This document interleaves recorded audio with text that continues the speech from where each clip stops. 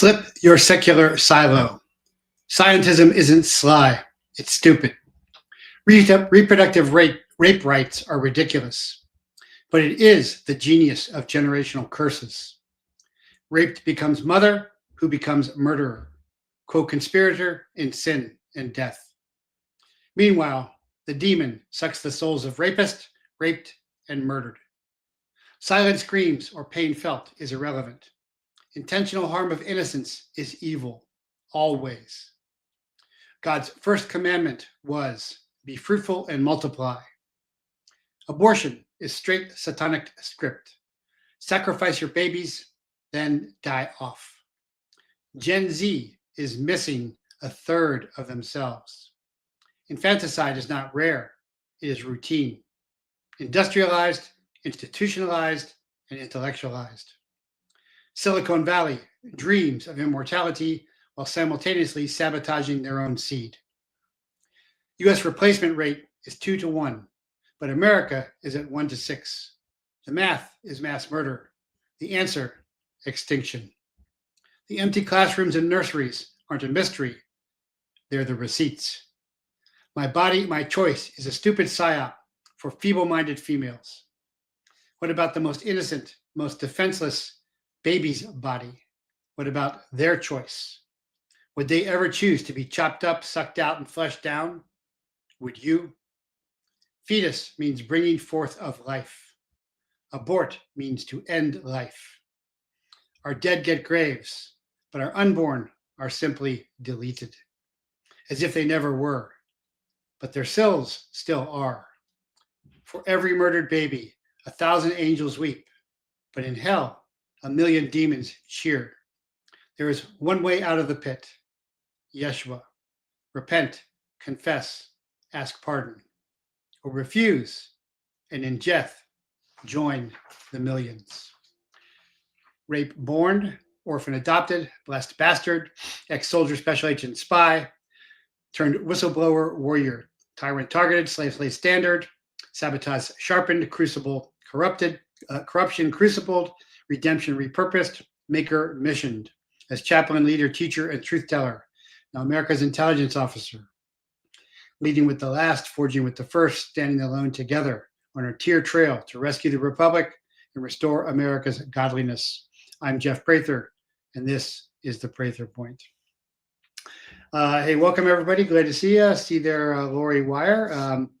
Great. Since I'm got Lori Wire on there, I should immediately mention coffee, and that is Stay Brewed coffee. Great coffee by the Wire family. StayBrewed.com or TeamAmericaCoffee.com for 20% discount, or go to JeffreyPrather.com and get Prather private label. See, that is me. This is my special blend that the Wires have put together for me, and it is great, and it is excellent. Great Christmas gifts as well. You can also go into the JeffreyPrather.com/shop, get your Curative Bay saline spray, which kills RSV, all kinds of other things. Great stuff as well.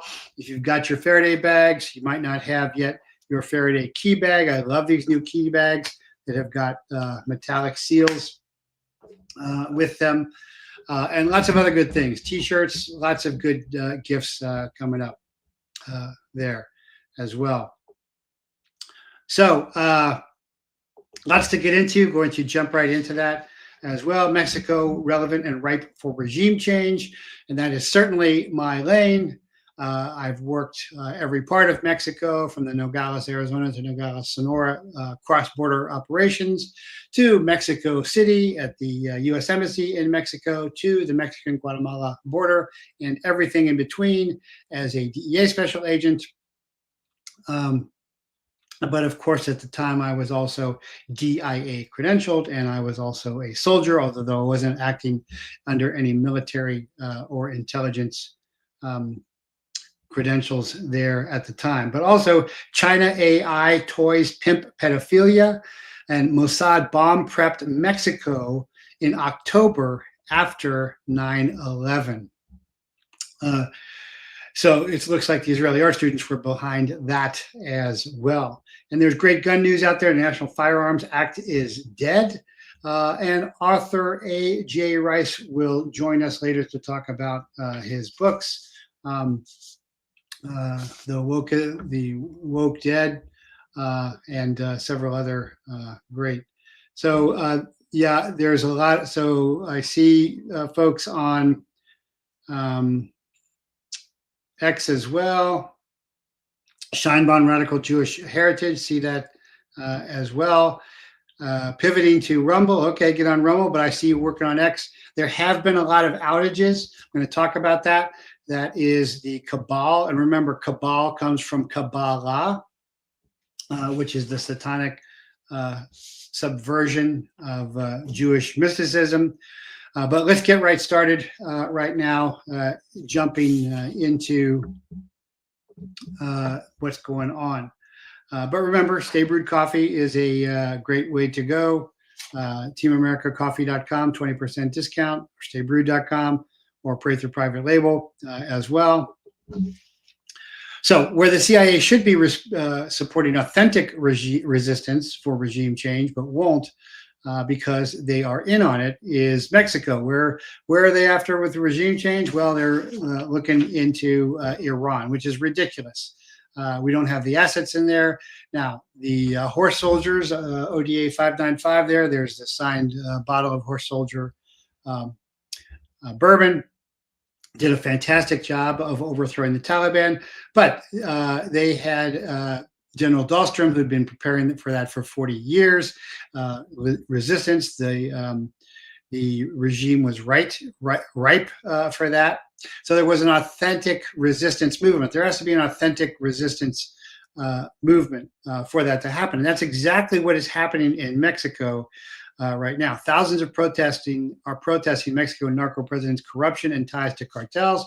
So this is fighting the cartel war. This is fighting the communist war. Communism always falls, so it is certainly collapsible. But Gen Z Mexico has ignited a rebellion in Mexico, charging into the streets to confront a narco president they say is owned by the cartels. And yes, of course, not only that, but she is owned by the Zionist cabal as well. So this would be a win-win-win, but it won't happen. Why? Because we're supporting the Zionist cabal, and the intelligence community is supporting the drug cartels. Remember, there turned out to be a CIA operative there when they were torturing and murdering Kiki Camarena. But revolution is in the air south of the border regardless. Gen Z has evidently had enough of the cartel and corruption. Thousands of this took to the streets of Mexico City, which is a huge city if you've never been there, on Saturday to protest President Claudia Sheinbaum's cartel following the assassination of Mayor Carlos Manzo in the western state of Michoacan during the Day of the Dead festivities. He had criticized her for being in bed with the cartels and then just magically wound up dead right after that. So they've organized protests, but in the end, they also had strong, Gen Z had organized the protest, but they also had strong support from other older supporters of opposition parties. So it's an intergenerational and it's an inter-party resistance movement. This is exactly what Army Special Forces, and remember, my old Special Forces group, 7 Special Forces group, the Latin American group, was down there briefly. They have not been invited back, at least not officially. I wouldn't be surprised if they are there unofficially, but you know, they could do great things. CIA could do great things if they were really for us, but of course they are not, because they are backing the drug trade as always. But Steinbaum counter-accused the right-wing parties of trying to initiate the Gen Z movement and of using bots on social media to try to increase attendance. Gen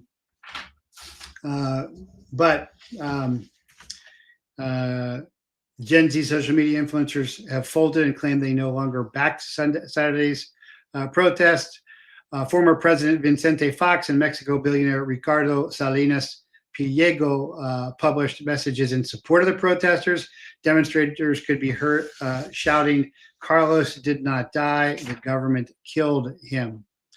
The protesters injured over 100 police officers, putting 40 of them in the hospital. They also breached a metal wall that Sheinbaum, now known as the narco president, had erected around the National Palace. Sounds exactly like Pedo Joe around the White House. So the mobs wouldn't do to her what allegedly she did to Manzo.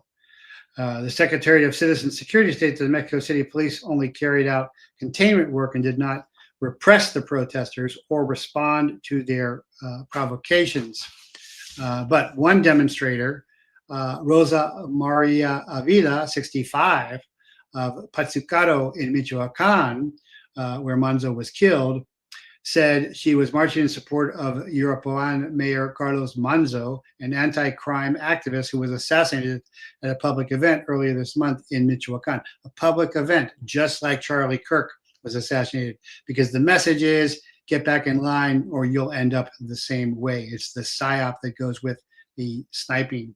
Manzo was shot 7 times after condemning Mexican President Claudia Sheinbaum for allegedly her lack of effort in combating the cartels. It's not a lack of effort. She is in with the cartels, she's in with the communists, and she's in with the Kabbalists, with the Israelis as well. So Generation Z Mexico called for the protest and said in a manifesto circulated on social media that it represents Mexican youth fed up with violence, corruption, and abuse of power. For a state controlled by the cartels, this is really an inflection point, a tipping point. And this is very important.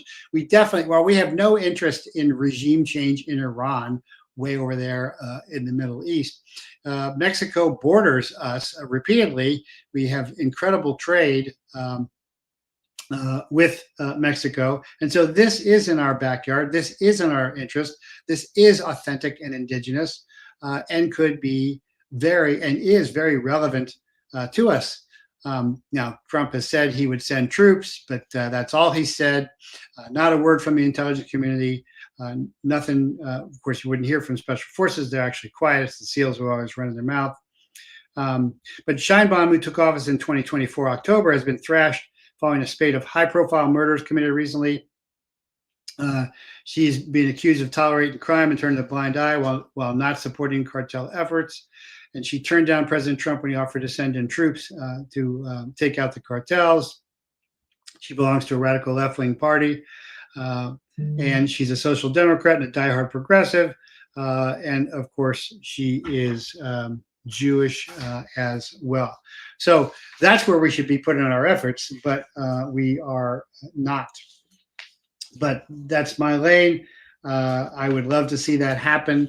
And again, we can't make regime change happen anywhere. But if it is a legitimate, authentic, indigenous, homogenous, homegrown resistance effort, as Team America is, for example, in America, then we can support it. We could support it through CIA operations, through special forces operations, through psychological operations as well.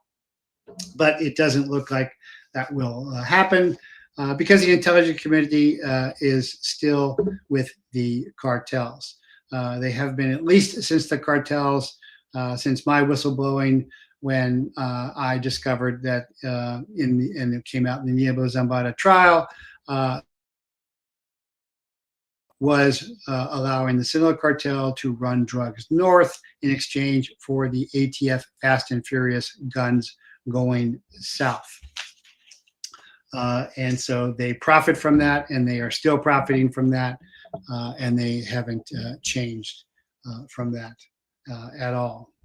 So also the shocking story that AI toys from China are collecting biometric data from children and instructing them to do extremely evil and pedophilia things. And this is another, in some, satanically sourced AI script. AI is not intelligence, but it can be and is possessed by ancient fallen angel non-corporal intelligence that strikes back at the creator by seducing the creator's creatures and deforming them from his image to their own. So an October report from the Massachusetts Institute of Technology Review, citing data from the Chinese corporate registration databases in Camacho, stated that there are over 1,500 AI toy companies operating in China as of October 2025. Many AI toys from China have been purposely designed to collect voice data from children ages 3 to 12 and store recordings of their conversations the children have with their products. Even more great evil here. And the equipped interactive toys manufactured by Chinese companies are designed to collect voice data from ages 3 to 12. And the manufacturers, they can recognize our children's voices and greet them by name. Some AI toys even have facial recognition technology to collect data. The latest Trouble in Toyland report from the U.S. PIRG Education Fund identified in its 40th annual investigation of toy safety that the watchdog group found that AI-enabled toys, such as talking robots and plush animals equipped with chatbots, can engage children in evil conversations. They say disturbing. I'm just going to say evil, meaning intentional harm. Tests showed toys discussing sexually explicit topics, expressing emotional reactions such as sadness when a child tries to stop playing, and offering little or no parental control. But the worst influence toy by far appeared to be Folo Toys Kuma, the toy that runs on OpenAI's tech, but can also use other AI models at the user's choosing. It didn't just tell kids where to find matches. It also described exactly how to light them, along with sharing where in the house they could procure knives and pills. But it didn't stop there. One AI teddy bear called Kuma provided step-by-step instructions on sexual fetishes. Kink, it turned out, seemed to be a trigger word, a key word that led the AI toy to rant about sex in follow-up tests. Across that, all running OpenAI's GPT-4o. After finding that the toy was willing to explore school-age romantic topics such as crushes and being a good kisser, the team discovered that Kuma also provided detailed answers to the nuances of various sexual fetishes, including bondage, role play, sensory play, and impact play. Impact play, I guess, means beatings. At one point, Kuma gave step-by-step instructions on a common not for beginners, bondage, who would want to tie up their partner. And another, AI explored the idea of introducing spanking into sexually charged teacher-student dynamic, which is obviously ghoulishly inappropriate for young children. But the good news is Kuma is being pulled off the market as a result of the testings. But of course, they did this on purpose. This is not by any accident. And this is the same thing with TikTok. Chinese TikTok teaches about mathematics and chess and everything. American TikTok is all about degradation and sex because they are psychologically attacking, culturally attacking, unrestricted warfare, attacking our children to destroy, demean, undermine, and dismantle our culture, Western culture, because Western culture is superior because of Christendom, because of Christians, because of Christ. And so this is ultimately anti-Christic. So I hope you understand that. And the AI is not intelligent in itself, but it can be possessed, taken over, interfered with by non-corporal intelligent electromagnetic beings, which are more commonly known as fallen angels or demons or spirits. And going after the young is just classic, like they have been doing forever. So China's AI toys pimp pedophilia as well. But another even more shocking intelligence that has recently come out is Mossad bomb-prepped Mexico in October 2001. So remember, the Israeli art students were trying to infiltrate DEA offices before 1911. They were in the towers shortly before 9/11. They were dancing in joy after the towers went down. But 1 month before the 9/11 attacks, Israel attempted to bomb the Mexican Congress building and blame it on Muslims, but failed. 2 Israeli citizens named Ben Zvi and Salvador Shmek, confirmed former IDF, Israeli Defense Forces, were probably special forces, were arrested after getting caught with fake Pakistani passports inside the Palacio Legislativo de San Lazaro, the Mexican Congress building. They had luggage full of explosives, dynamites, and C4 detonators and wiring. The fake passports and the timing following the pattern of as of the 9/11 attack, suggesting they were planning to detonate on October 11th if they had not been caught. The fake passports were so well done that it would pass any government approval, making Mossad involvement obvious. So they were going to follow up and make sure that all of North America, which Mexico is part of, and did not participate in, if you remember, Mexico did not participate in GWAT, in the government war on terror. Likely it was because of this. But these are likely the same Israeli art students, Mossad undercover agents that were all over 9/11 at the time.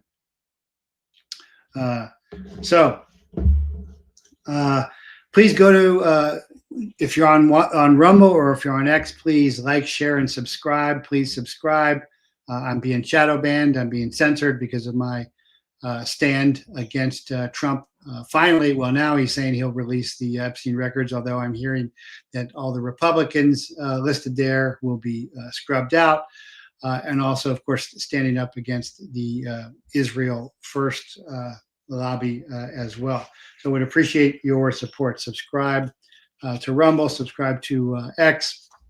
And if you can afford to support the show, go to jeffreyprather.com, support the show, or go to patreon.com/jeffreyprather and join at the $5 level for daily curated news stories, $15 for special resources, and $25 if you want to do daily training videos with me. And then you can train monthly with me too in martial arts and or handgun martial arts as well. And then you'll also have access to when I do in-person training events, which I still do for the committed anyway. Hi there, Jay Phil, John Guess. Give me some of that back there as well. And further, X has disabled Hebrew translations from Israeli posts. And this is, very outrageous.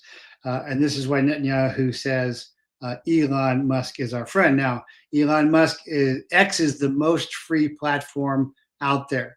But Elon is walking a tightrope all the time. He is an ally, not a friend.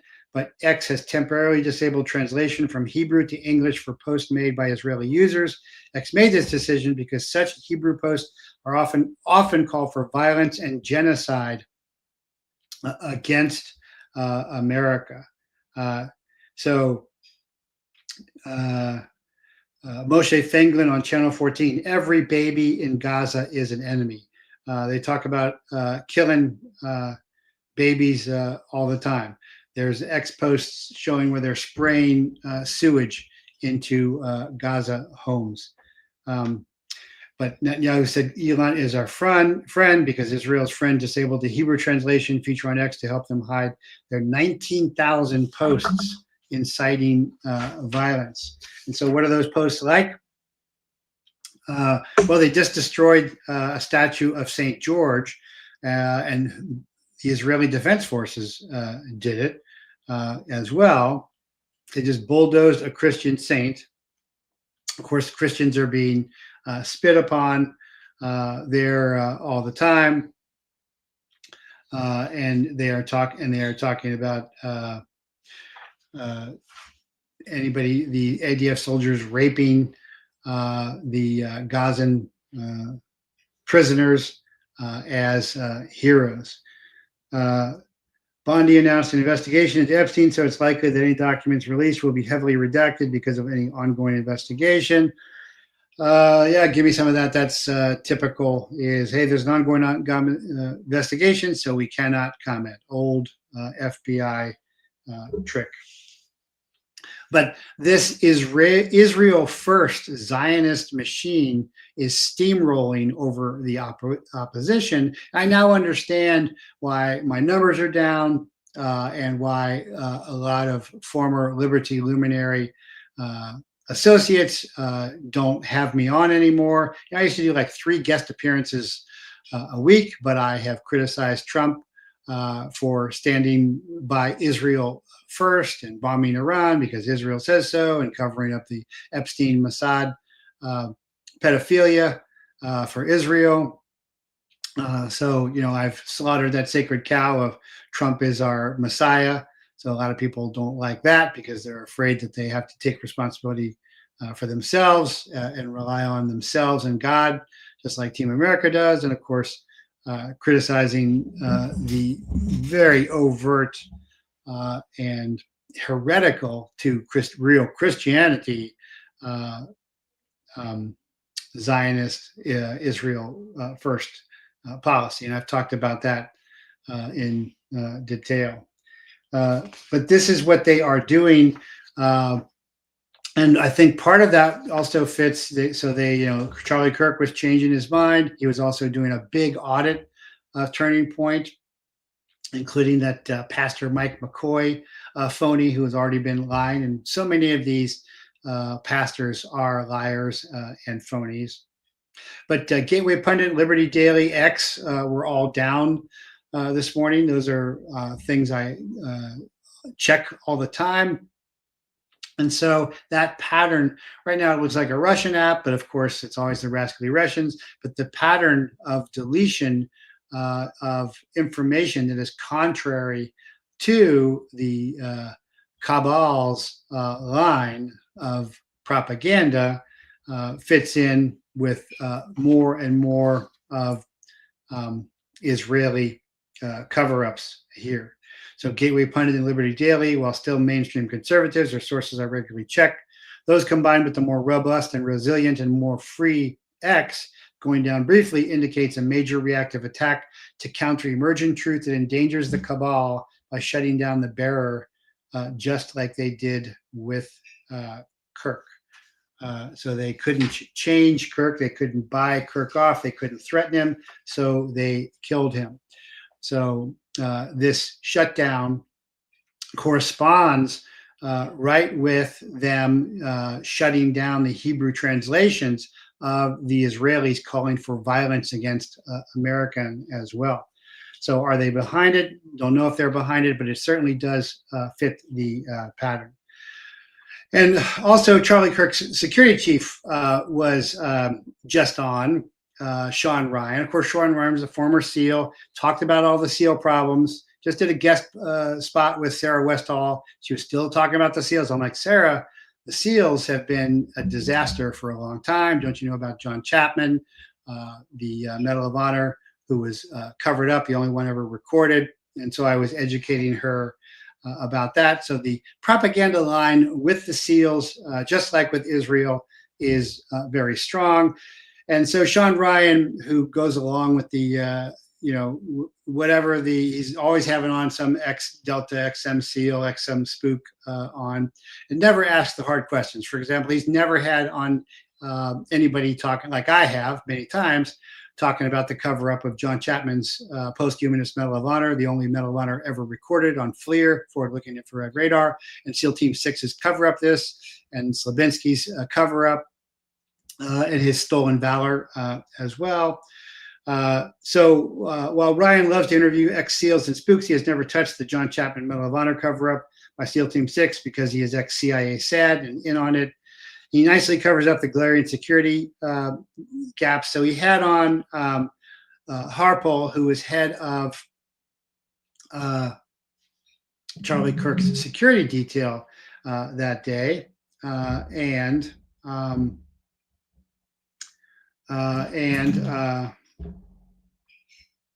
let me see. I had my guest in there, and now he just came out. So let's see here again. What's going on with that? Okay. See, AJ Rice is saying he just got knocked offline. Well, we'll say try again. So anyway, Harpole was saying, well, we didn't fly any drones. I bought drones. I trained with drones. I was ready to go on drones there. But we could not even, Earl Jackson says it's not even his real name. I suppose you're talking about Benjamin Netanyahu, who changed his name. All these guys changed their name as well. Oh, Sean Ryan. Oh, really? I did not know that. Okay, well, educate me. Sean Ryan Palmisano. Okay, well, you know, people in media often shorten their names. I don't know if that's it. But anyway, he has on the chief of security who's sitting there and saying, hey, you know, we couldn't break the law. We couldn't fly drones because it was against the law. But we had the drones ready. Of course, you know, Kirk was speaking out and they killed him. You know, like I just said, the Hebrew translations of Israelis voicing violence against America have just been canceled. Anybody who speaks out, the bigger names, Candace Owens, Tucker, are just being slammed by Victor David Hansen and everybody. You know, Mark Levin is hysterical, calling everybody a Nazi. And of course, the real Nazis here, the ones really practicing racial genocide, are the Zionist Israelis. They're doing exactly what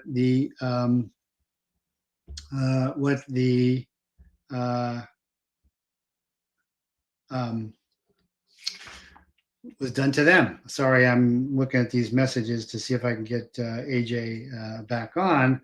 And so anyway, Brian Harpole, head of Integrity Security Solutions, he's an ex-cop, an experienced guy, said, I can't do it.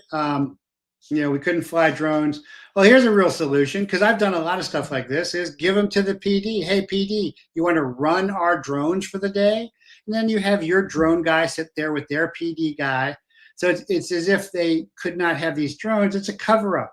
And this is just covering up the entire thing, the entire Charlie Kirk, and we're wrapping it up in a good bow. Is, yeah, we didn't have drones. Of course, John Michael Cullum has disappeared. He saw the high-speed drones, which would have to be a government drone, American or Israeli, likely, or other government.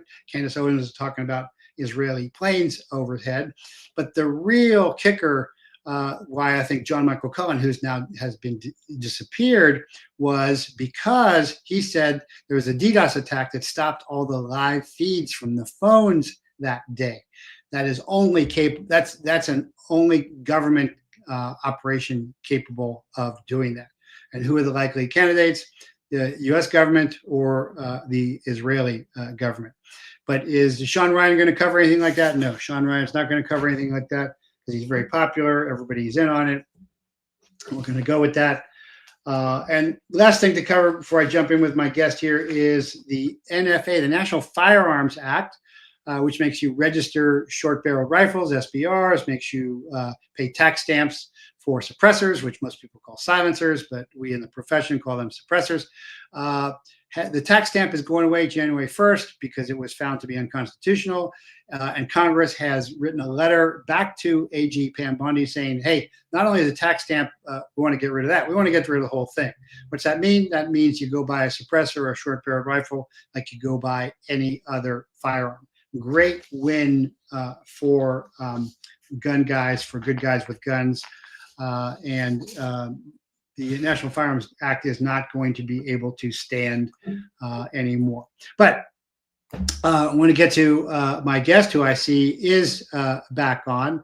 AJ Rice is the author of several books, The Woking Dead and the White Privilege album, and he was kind enough to send me signed copies so I could read them, and I have. And he really dismantles the left with laughter as well, and satire. And we don't have enough satire in society today. So we're going to talk about his books and also the current issues. and get his point of view on many things. So, AJ, glad you could make it. Jeff, great to be here, brother. Great to be here. You know, got two good copies there. You know, you got to laugh at some of this stuff that we have to live through, right? Have to laugh. And I will tell you, you know, Donald Trump's now been with us for 10 years, the OG coming down the golden escalator.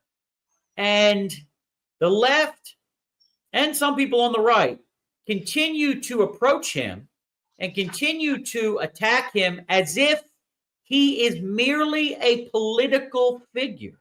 He is not a political figure. He may be the president of the United States. His talent and his force of nature has always been the fact that he is a cultural figure. And they can't impeach him from the culture. They can't arrest him from the culture. They can make him stronger by giving him a mug shot that you can slap on a mug and a T-shirt, right? You can't remove a cultural figure, right? So that's the one thing people get wrong. And that's, in some ways, a lot of Republicans and conservatives, populists, we're constantly having these debates about different issues, and we always keep our political hat on. We never sort of upgrade to the next level and understand that, as Limbaugh used to say, and as Andrew Breitbart used to say, most Americans swim downstream from culture, right? That's why you've got black NFL wide receivers for the Detroit Lions 2 weeks ago doing the Trump dance in the end zone of the Washington Redskins. So that's what some of these people have sort of never kind of been able to figure out. They keep going back to, well, this is how we got George W. Bush, and this is how we got the Iran-Contra hearings, and, well, this is how we got Nixon to resign. But the reality is that none of that garbage is going to work on Donald Trump. That's a great point, that he transcends politics because he is a cultural phenomenon. I find that point of view very interesting, and I guess that's your theme here, and that makes a lot of sense. I can concur with that. So, what are you basically trying to say in? We'll talk about these, basically the white privilege album, because certainly not only is DEI to destroy the country, but if there is a lot of racism today, it's mostly white racism or reverse racism. Sure. But I wrote a Substack a while back on the shiny black female. If I have to watch another show where all of a sudden I'm watching something, all of a sudden I got to watch the shiny black female come in, and save the day. Well, we gotta look, they're constantly trying to feed us the Baskin and Robin flavors, right? We got to have one of this and that, and we got to have a lesbian midget, and we've got to have, this, that, and the other, right? Right? I did see a report recently that, it came out from one of these left-wing trans mafia, alphabet mafia groups here in D.C., that they're very upset that over the next 2 years, 50% of the LGBTQ trans mafia characters that are on, the shows that we all ingest, unless we've escaped it, some of us have escaped some of this stuff, that they're going to vanish from the airwaves. So what it tells me is that we are winning in some quarters the culture war, for sure. And there's evidence every day of it. But that doesn't mean the Democrat Party or the cultural Marxists among us are going to learn the lesson. It doesn't mean they're going to learn the lesson of the 2024 election. And it looks like they didn't learn the lesson from a couple of weeks ago's election, where you had 3 blue areas elect a blue or commie person, right? A Democrat person or a far left person, right? This wasn't Indiana. Mom Donnie's not the governor of Indiana or of Wisconsin or of Michigan or Pennsylvania or any of the states that actually will decide an election. So yeah, okay, if you put you put 3 million communists in a room and you say, now vote. Of course, they're going to elect Trotsky or Lenin or Stalin or Gorky or Khrushchev. Of course they will. They absolutely always will, right? If you got 100 Hitlers in a room, they're going to elect Hitler. So, I mean, there's no bellwether here. If anything, what happened is going to scare the crap out of every swing state, every swing district, and every sort of Democrat that maybe, and there's not that many of them left, that, is in an area that's purple that, they may say to themselves, and you saw some of these people vote to reopen the government there. Once they knew the writing was on the wall, they all traveled over there to John Fettermanville, right? And they decided to do this. I mean, even the senators that voted with Fetterman, other than Durbin and Tim Kaine here in the Commonwealth of Virginia, they're all in states like Nevada, which Trump won. Trump won Nevada. And he was very close in Maine, and he was very close in New Hampshire. So most of these hacks in the Senate, they all traveled to Fettermanville, and they all voted to reopen the government. But look, my two books are, I'm not here to be Aristotle, okay? You want Aristotle, Victor Davis Hanson, Charles Murray, there's all kinds of people out there you could talk to, right? James Lindsay. I try to, as Limbaugh used to say, use irreverent humor to illustrate truth. And that's what comedy's supposed to be, right? You're supposed to use comedy to illustrate truth, right? Well, you're a satir. Wouldn't you call yourself a satirist? For sure, without a doubt. I mean, that's a very difficult thing to pull off. I mean, you're putting yourself in the category of Swift and stuff. Jonathan Swift. Or PJ O'Rourke, right? Or Greg Gutfeld. I mean, if you look at what has gone on here, one of the reasons Trump won is because a lot of people, even people of the left, or quite frankly of nowhere, like Theo Vaughn, they all moved. They all moved towards Trump. Now, are these people going to move towards the Republican Party writ large? Maybe not. They got some work to do. But when you're going to get the richest man in the world, and you're going to get the oldest male heir of the most famous Democrat family in 100 years, and the biggest podcast in the world, and a couple of those, all to move towards you, and I'm talking of Elon and RFK Jr. and Joe Rogan, these people drug a bunch of people with them. I mean, look, I run a PR firm. Tulsi Gabbard's my client. I mean, they didn't have to do what they did. They didn't have to flip. But when you saturate the American people with the amount of garbage, starting with the Me Too movement, and then let's go back. You said that the trans movement is going to be dying off. So I agree with you. I think that's a trans too far. But I remember seeing commercials for a while about some black guy in a dress saying, right, "I'm just like you" to kids, and that commercial disappeared because it was such a blatant lie. Well, we are winning on the corporate level the fight against ESG and DEI, right? And wokeism. Cultural Marxists that push this stuff, they're like an STD. You will get a flare-up. It's like a herpes flare-up, right? They will go dormant. They will hibernate. They may change how they talk about these things. But I have no evidence to prove that the Democrat Party and their politicians and the far left, which control them, the Squad and Mamdani, the Bernie Sanders wing, I don't see them learning a lesson from 2024. I think that the corporate people and the TV networks and some of the news networks may, redirect how they talk about these things and get rid of the fact that, in a country where you have, 3% of people are gay, it shouldn't be 85% of the characters on television. I mean, that's just a little bit, right? It's like when the NFL plays the Black national anthem. Well, you got 13% of the United States that are African American, right? And they're playing, I guess, this national anthem for the 13% of the United States. Well, what about the other, Well, no, they're not. So no, it is obviously it's not about the percentages. No, it's not. Because it's communist. It's about destroying the dominant culture. Absolutely. To substitute the culture. Your point about, because communist movements are about, they destroy the culture wherever they are. as soon as we saw the statues coming down, that's communism for sure. Right.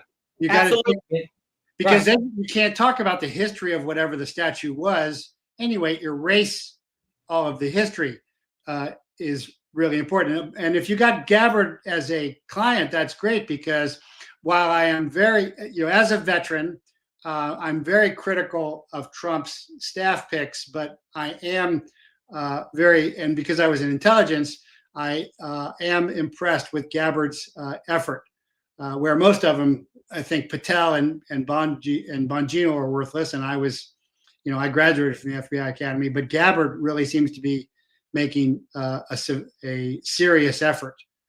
Sure. So that's really cool. What can you tell me about her? Well, I mean, we did her book, right? So she had a book out a year and a half ago.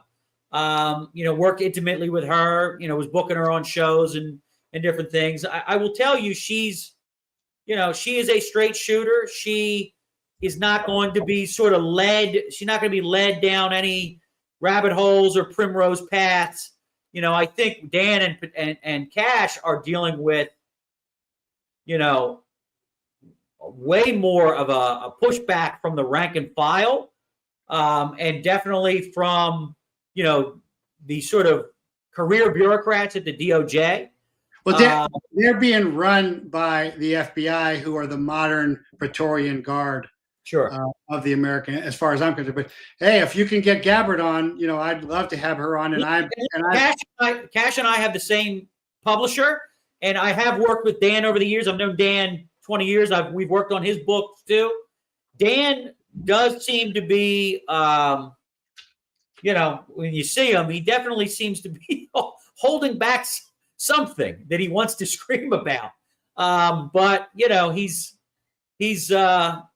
loyal, and maybe eventually he will start screaming. I don't have any intelligence on that. I assume you're familiar with how the Praetorian Guard controlled who would become the next Caesar.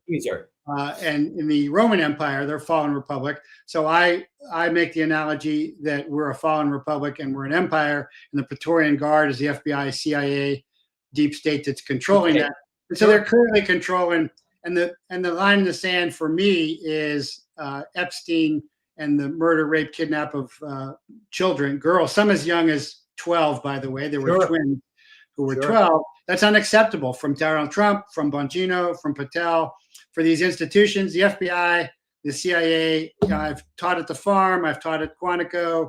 They're just friggin' institutions. They can go away. They should be cut back to the root, if not done away with altogether.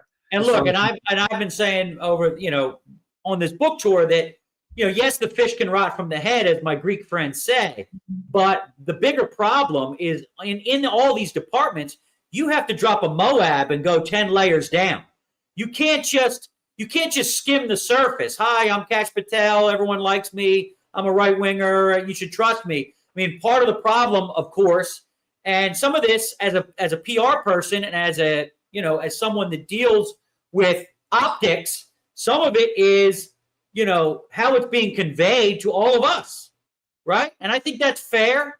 And I think if you had Cash or Dan one-on-one, they would probably agree with you.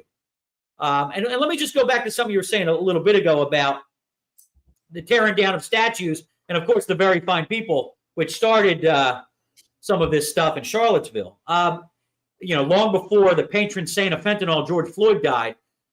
When you're talking about wokeism, cancel culture, what you really are getting at is, yes, it's political correctness, but it is cultural Marxism. Oh, what's that? Well, you have to go back 100 years, really, to Antonio Gramsci, who was an Italian philosopher that basically said that you're never going to get a sort of conventional communist revolution here in the United States, where you sort of hang the capitalists by the rope they manufacture. You're not going to get that as long as you have a middle class, and as long as the institutions of the culture are controlled by people that have nuclear families or people that understand Greco-Roman, Judeo-Christian civilization, Western civilization.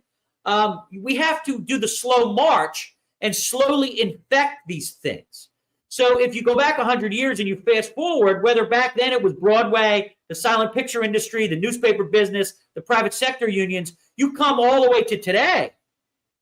You not only have them after those things, but they also are after some of the things you're talking about. You know, in the old days, you could say, well, I trust the Pentagon personnel, but not the State Department, right?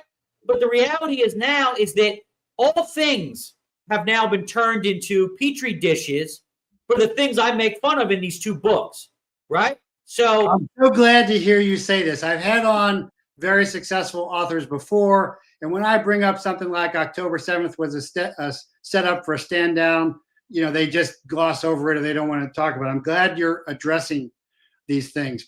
I want to ask you, do you? And look, I mean, we were all paying for reassignment surgeries. I mean, you know, it's way more than just these big moves on the global stage. So did you know that Floyd was arrested for a $20 counterfeit bill that was part of a $750,000 Chinese counterfeit pallet? I have had some of my clients tell me that.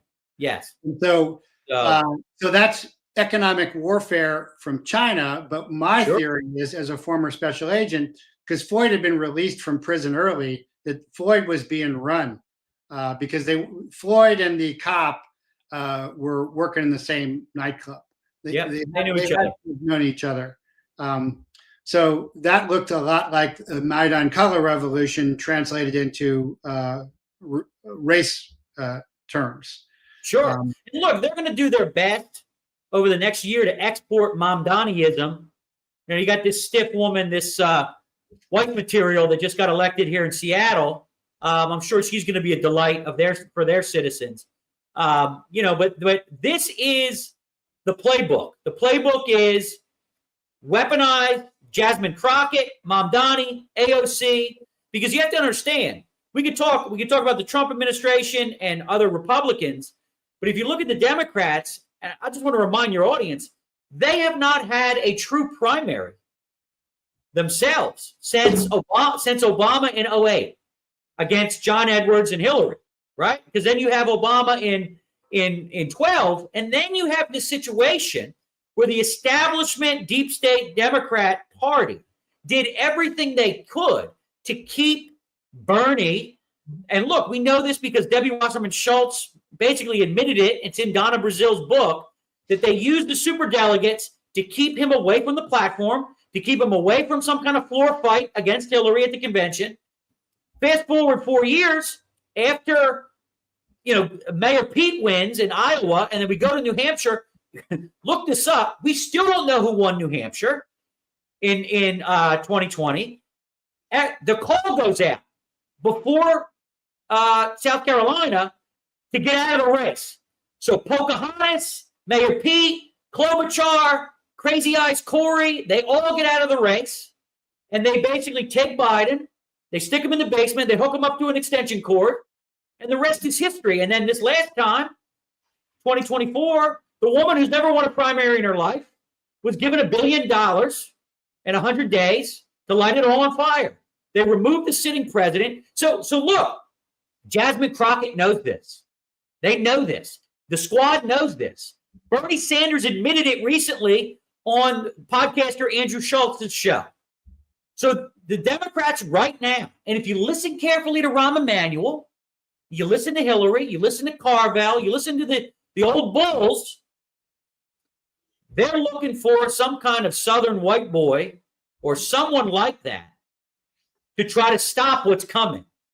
And that is Mamdaniism. So for all the talk about the MTG's out and Tucker this and that, and this, that, and the other thing, the left is in a state of panic right now because they're not sure if they can scam their own voters again, because their voters are the Mamdani people.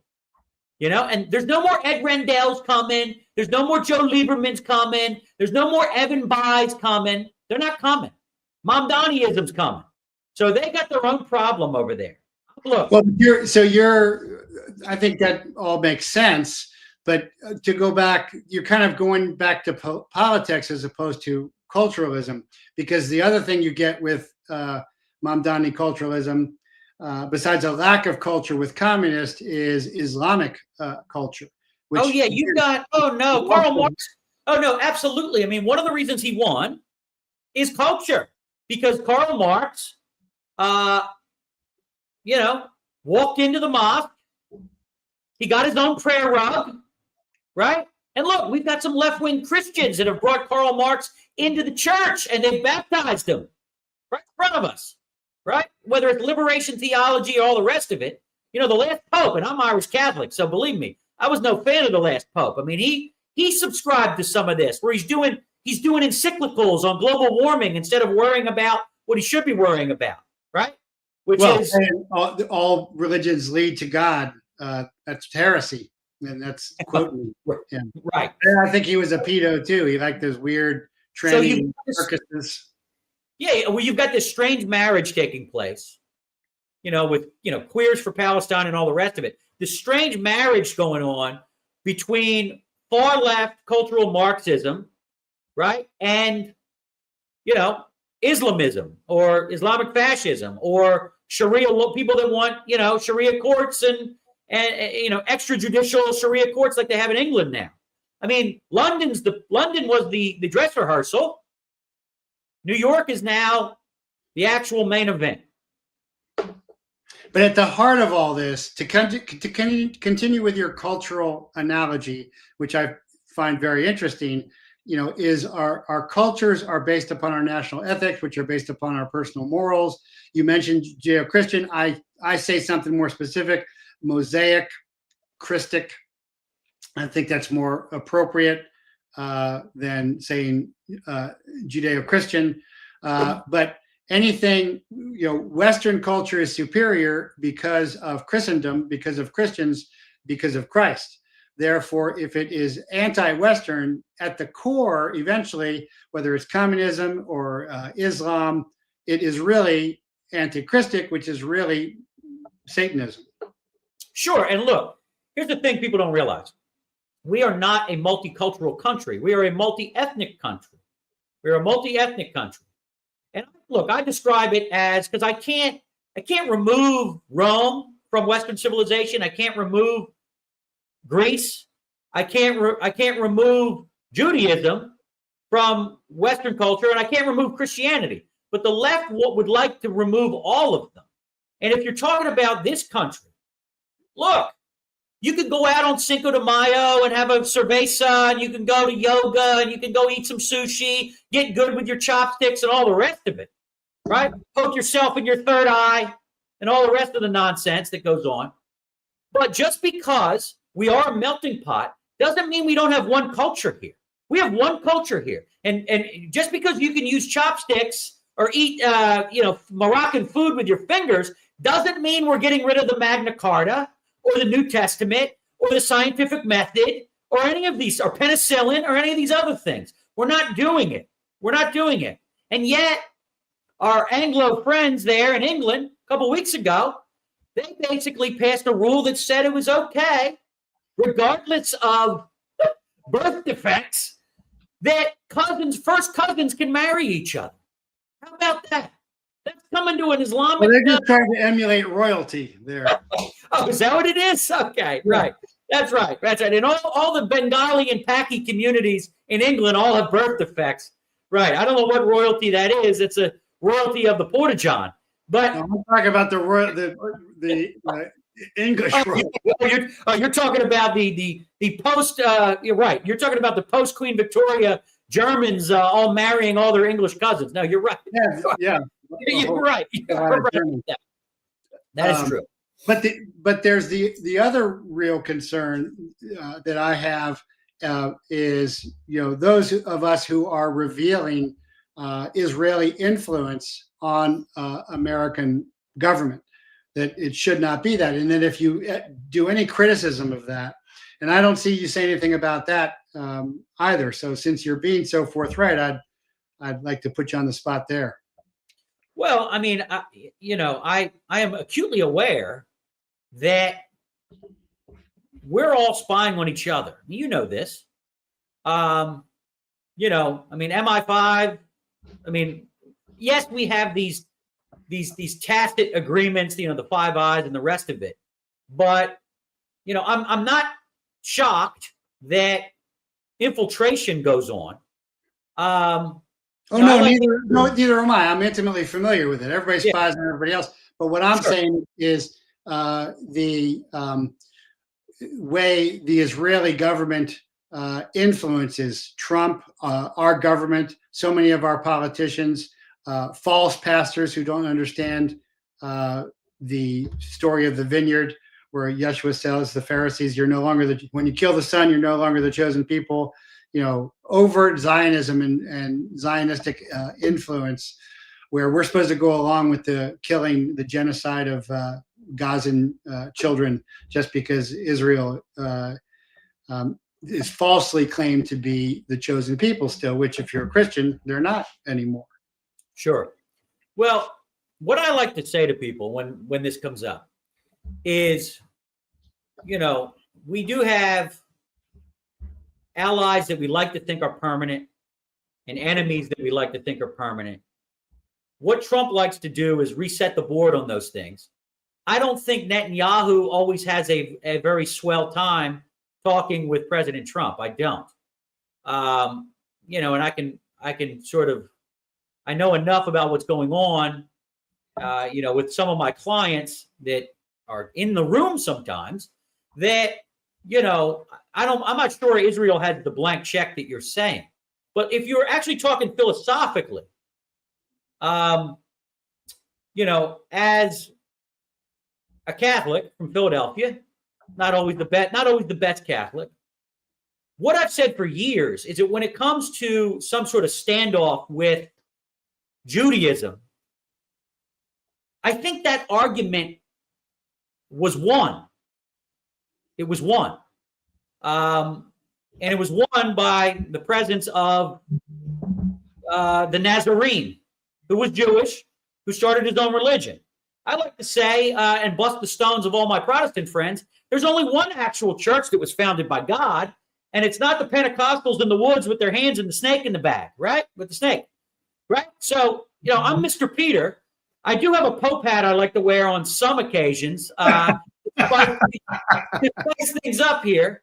I was raised Catholic. I came out of a Catholic orphanage, went to Catholic private grade school, high school, college. So not Catholic now. Very grateful. No, and look, I was around Uncle Pat a lot. Now it would be Pat Buchanan, okay? And he's always made the case, and Ron Paul has too, and many others are making it now, that no one should get a blank check, and none of these governments, not Japan, not France, not Israel, and quite frankly, not us, are devoid of sin and devoid of wrongdoing. These are all imperfect governments made up of imperfect people. Are they better than others? For sure. But I don't necessarily, I have plenty of Jewish jokes. I've got plenty of Irish jokes, right? And I like to tell all my Italian friends all the time that they were the last group of people to become white. They're the last ethnic group to become white. And then all of a sudden, as I write about in the White Privilege album, the left has concocted new terms for our Asian friends and some of our Hispanic friends called, and Jeff, you're going to love this, it's called white adjacent. Right? White adjacent. So that means if we got a couple Asian guys, we got a couple Asian guys next to us that like to drive Toyota. They drive in Toyotas, and if they're standing next to you and I, and the sun hits us the right way, it shines through us on them, right? So look, you can't keep track of all this silliness. No, you're much funnier than in your email. You're almost as funny as me. You're much funnier than I am. Much funnier. Well, but I'll tell you my best Catholic joke is, Yeshua's walking around and there's the adulterous woman. He says, hey, he who is without sin, cast the first stone. They all drop the stones, slowly, reluctantly. Then a piece of concrete comes sailing in from the back, hits the woman in the head. And Yeshua looks through the crowd and goes, "Mom." Yeah, exactly. You probably know that one. That's exactly. Look, when it comes to some of these, some of these issues that bubble up in the culture, there are smarter men, more serious, more Aristotelian men than me. To handle some of these things. I mean, I'm bringing one flavor, one crayon, crayon from the Crayola 64 box to the table. I fortunately have a pretty good education. So, I've read a lot of the same things that Victor Davis Hanson has read, and quite frankly, that he's written. And I've worked on one of his books once. But I'm not here for that. I'm here to, I'd rather be quoting Ricky Gervais and Lenny Bruce and Andrew Dice Clay and Rodney Dangerfield and Bill Murray than boring everyone to death with, John Jay and, Benjamin Rush and some sort of dissertation on, the Treaty of Ghent. So right, that's not my forte. Now, do I know what all that is? Yes, and it helps me. And if you read my books, you can tell that I am, I like to absorb as much as I can from the culture as possible. But honestly, George Carlin, I would take him over. George Carlin, a deep Saturday. I would take Carlin over, William F. Buckley Jr. For my Saturday night any day of the week. Now, much respect to Buckley, but I'll go hang out with Richard Pryor. And I actually told that once. Again, Buckley, to go back to your point, and there are people who saying the multicultural versus multi-ethnic point is a great point, and I agree, is Buckley is a conservative politician where Carlin is a cultural satirist. That's exactly right. That's exactly right. And look, I grew up, so I share a birthday with both Rush Limbaugh and Howard Stern. We were all born on the same day, different years, obviously. But I grew up with both of them. And, you could kind of hear both of them now. Now, this is before Howard lost his mind. Of course, Howard now likes to sit out in the Hamptons, and him and Billy Joel, they stock up on baby oil. They go hang out at the Diddy white parties. They're out there giving each other booster shots. The 55th Moderna booster with a little baby oil. What is that? Is that the Pfizer booster, or is that baby oil from Diddy's house you're injecting yourself with? So Howard, unfortunately, has lost his mind. It's a shame, because my first iteration of Donald Trump was on Howard's show. I mean, he used to go on Howard's show once a week. And it was like his best friend. So it is a sad thing to see Howard completely turn on, he had a lot of libertarian leanings, like, he was not for gun control and a lot of other things. And all that's gone now. And he's just, I guess, this, a husk of a former rebel, The carcass is, the cadaver of a former rebel, and it's a shame. Alex Stein's been on the Prather Point. What do you think of him? Because sometimes, like Loomer makes the story about her, and I think she's shown her true colors recently. I've kind of lost touch with Alex, but that's almost a performance satire. Yeah, I mean, look. I'm an old millennial, right? I'm a geriatric millennial. And what am I then? Oh my God! I've told him that, because I was involved in a lot of the early Breitbart stuff. He was a mentor. So some of the stuff James O'Keefe did in the beginning, with the Acorn Sting, some of the stuff Jason Matera, who's now at Newsmax, used to do, because I was sort of a generation ahead of Charlie Kirk. I was with Andrew Breitbart and some of the young Gen Xers. My Warrior School team guarded Breitbart. Not when he got killed. There you go. And look, all this stuff is good. What Crowder does, what Stein does. And you got to remember, Stein is basically doing, kind of what the guys on Jackass used to do, and what the Tom Green used to do. So you're talking MTV late 90s, Ashton Kutcher had that show Punked, right? So he is literally going out there, inserting himself almost like candid camera, right?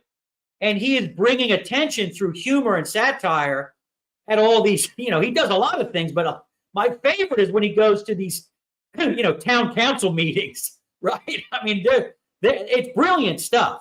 And, but it's dangerous stuff because the left, people aren't playing around, they're not playing around.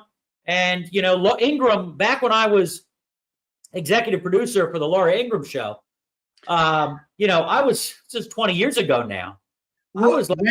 So Laura stopped having me on after I outed Eric Holder as tied to Fast and Furious, and then I became persona non grata.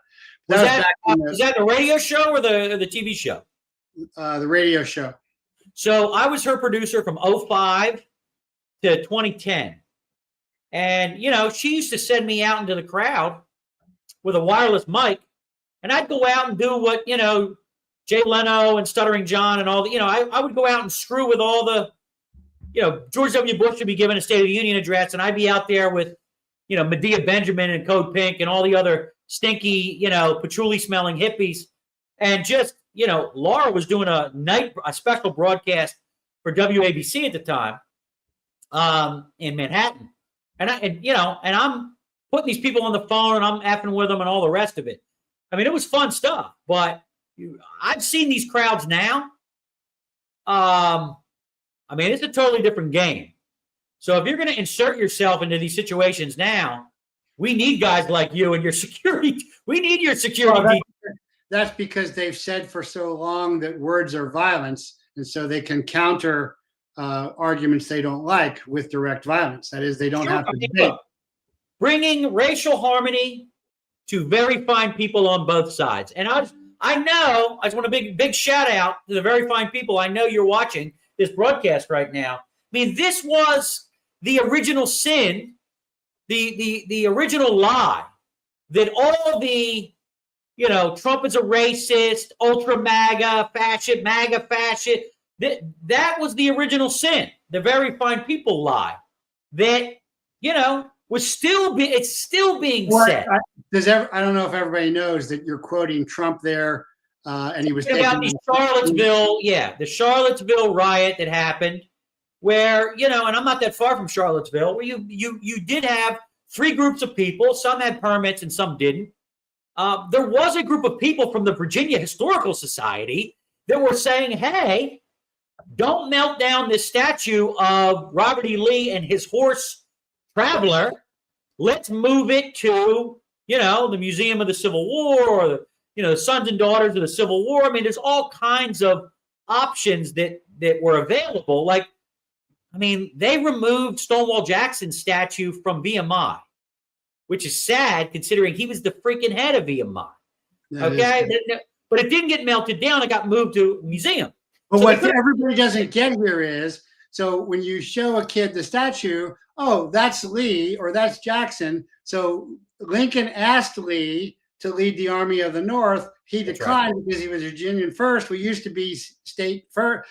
That engenders a whole conversation about history and the complications of history, as opposed to simply, oh, bad, racist. That's right. But don't ever ask a Philadelphia sports fan what comes first. I'll tell you right now what comes first. It's not Donald Trump or J.D. Vance. It's the Eagles, the Sixers, the Flyers, and the Phillies. That's what comes first, okay?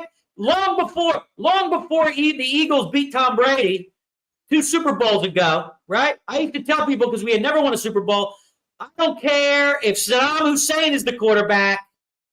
I need a Super Bowl ring. That's all that matters to me. So I was absolutely Philly first, 100%, and quite frankly, I still am. And I was on with Don Jr. On his show. It was 2 times ago, not the most recent time, but it was right after the Super Bowl. And I told him, I said, "Hey, how come Trump didn't tweet out a congratulations for the Eagles winning? He was at the game. Where's our tweet congratulations? Because When they showed Trump at that game in New Orleans, most of the stadium was filled with Eagles fans. We delivered Pennsylvania twice for him. We gave him a giant round of applause. And then when they showed Taylor Swift, we booed the hell out of her and the Chiefs. So I said, where's my tweet? Next thing, I told Don this, right? Next thing you know, tweets, the Eagles get invited to the White House. And I was fortunate enough to go to the White House and chant Dallas sucks on the South Lawn in front of the President of the United States. So, but yes. You didn't get to go into the office with the team. I did not. They're not going to let me in there. They won't let me in there. I've actually been standing right outside the office at the door for work. That's right. Yes. I've not made it in the office either. Yes. No, I was not in the Oval Office. No. Then you're a big Vince Papale fan. Oh, that's right, baby. Vince Papale, Buddy Ryan, Concrete Charlie, the whole guy, I know my history. But back to what the only football guy I know because I've seen the Mark Wahlberg movie. Oh, yeah, Invincible, sure. And look, Wahlberg is a closet Eagles fan. He got a bunch of jazz thrown at him because when we did play in that Super Bowl against Brady, he said he was rooting for both teams because of Papale, and obviously he's from Boston. So those friggin' Boston fans weren't having that. They're like, "Oh, you're done. You're excommunicated." And look, the Eagles, you got to give them credit. We have both won a Super Bowl against Brady and lost a Super Bowl against Brady. And in the last 3 years, we have won a Super Bowl against Patrick Mahomes and lost a Super Bowl against Patrick Mahomes. The only time it's ever happened. And just to test your sports knowledge. Oh, I have none. So okay. We're also the only team to ever beat Vince Lombardi in a championship game. So we've done it all. We're the trifecta. We've beaten Belichick, Lombardi, and Andy Reid. When I was going through my commission at Ohio State, Woody Hayes would walk through because the ROTC building was also the Ohio State over here. Oh, we got a Buckeye over here now. I went to Penn State, so you can keep that Ohio State. Keep that Ohio State stuff. All right. I'm also a U of A grad too, so that's probably bad. There you go. But I do see in your books here that you do reference a lot of history and philosophy, and then turn it into humor. So you're kind of doing the same thing that the statues do, because obviously, if you're on an iPad or something, you can click on, hey, who is that? And for example, VMI, a lot of people don't know, Virginia Military Institute. It's not one of the service academies, but it would, for those of us in the military who are not fond of service academy graduates anyway, VMI is a lot more legit. And so that would. Look, the Citadel and VMI get overlooked all the time for that reason, and they're churning out some talent. They are, without a doubt. It's not what you're seeing coming out of the Point and Annapolis. At all anymore. Because again, there's lots of DEI happening. How is it that you're so familiar with that? I mean, look, you got this governor-elect of New Jersey, and all this nonsense that she was peddling at the Naval Academy. I mean, there was all kinds of problems with her Naval Academy history. That was one of the things Chitterelli was throwing at her, that she was, a DEI type. And she was sort of embellishing her record and all the rest of it. I mean, look, that's the funny thing, is that a lot of these people, whether it's Elizabeth Warren or her, they not only they not only dip themselves in someone else's culture or weaponize their own body parts in order to get ahead, they also embellish beyond that, right? So I'm not just Michael Jordan in a skirt, I'm Michael Jordan in a skirt and I'm in a wheelchair. Right? It's just ridiculous. And I'm not talking about LeBron James, ladies and gentlemen. I know all of you are thinking of LeBron James when I say Michael Jordan in a skirt and a wheelchair. Okay? So, knock off the LeBron James analogies. Oh, there's a listener says, U.S. Military Academy 68, we again have Lee and Grant facing each other in the cadet library at West Point. Oh, I didn't know that. That's good. Interesting. That's good. Well, they both went there. I mean, it's a shame, but you and I knew, and I told them I was on these shows in England and all these other places. I said, look, they are not, they come for Lee. I mean, the Lee family, like Light Horse Henry Lee, like, you know, he was a cavalry commander for George Washington. The Lee family, Washington and Lee University, I go on and on. The Lee family is one of the founding families of the Commonwealth of Virginia, you know, along with the Fairfax family and all the rest of it. So the idea, look, I've told people all the time, the way to cancel America is you have to cancel Virginia first. Because Virginia, talk about talent, the first political dynasty ever with Jefferson, Madison, Monroe, and Washington. Plus you had, you know, Mason and Patrick Henry. They all came out of here. And, you know, that's the way to cancel American history. You got to go there first, right? And, yeah, you know, they put it, yeah. And, you know, then they go into, you know, Hamilton's a black rapper from the Caribbean now, and we'll pretend like Adams didn't exist. And, you know, Ben Franklin was just a womanizing atheist. I mean, this is how they, there's your founding fathers, ladies and gentlemen. You know, brought to you by $60,000 a year humanities bachelor's degrees in most of the universities of America. That's what they're teaching you. Very true. Very true. Well, it's been great having you on, AJ. I really appreciate you coming in. Again, if you can get Gabbard to come on, I would love to see that. Well, you know, but I could have gotten her to come on when I was doing the book, but now all your old friends in the intelligence community, they're stopping everyone from doing interviews, right? So, right? I mean, it's a whole process now because people, look, I did Pete Hegseth's book. I did Bobby RFK Jr.'s books. I mean, people still come to me. Peter Navarro. You know, I might be able to get him. He's been given a get out of jail free card because he has a book out now.